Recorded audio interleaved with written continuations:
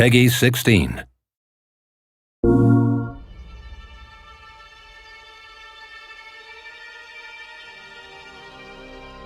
It's hard to answer the question, what is a hero, because it's such a broad term.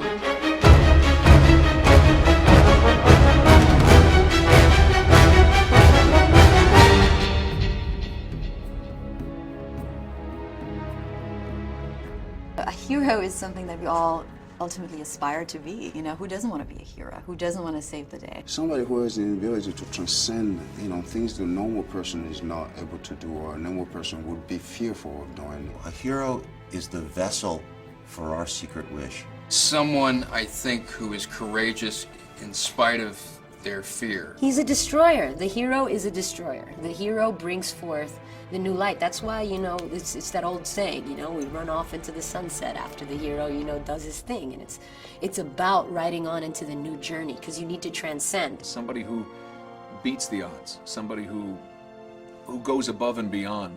Heroism is about what you do when nobody's looking. He's the person who goes forward when we're afraid.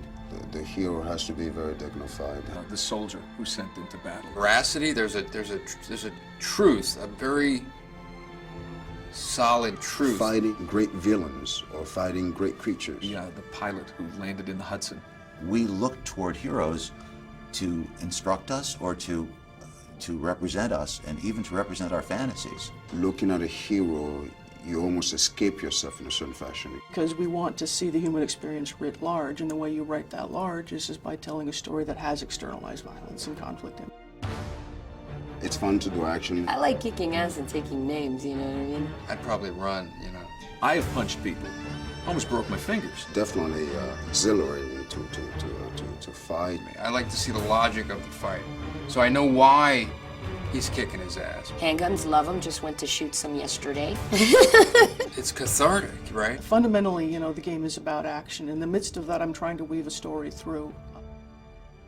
Can you find a story that both engages and instructs? I love making films that are physical if the character has something to defend.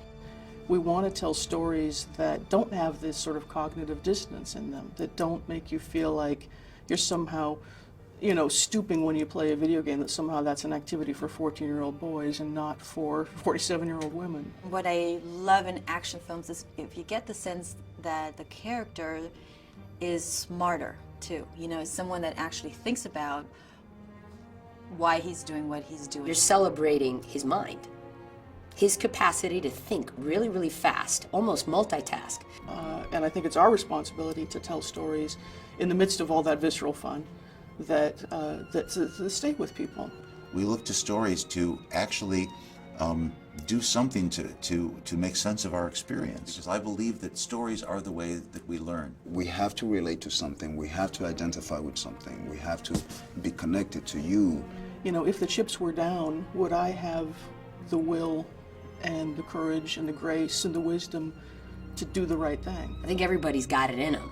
It's just whether or not you wanna, you want to exploit that aspect of yourself or not. I mean, you can be greater than yourself. You can defend a cause that is greater than yourself. All the attributes of that moment gears you to either take the leap of faith to do what is great. Would we do what he does?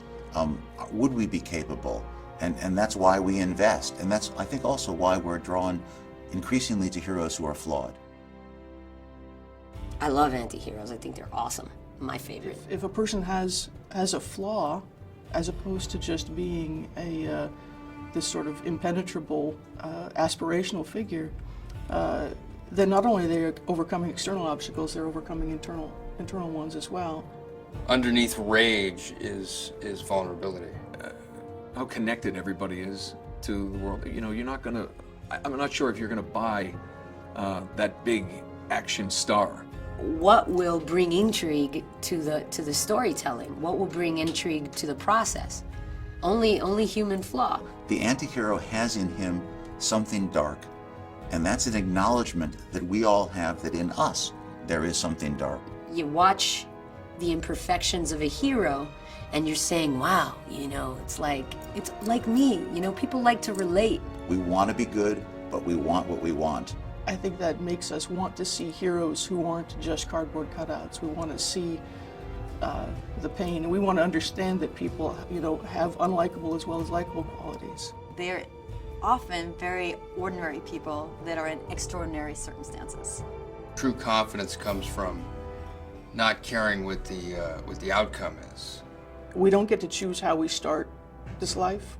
We don't get to choose the hand we're dealt. And what makes you a hero is what you do with that.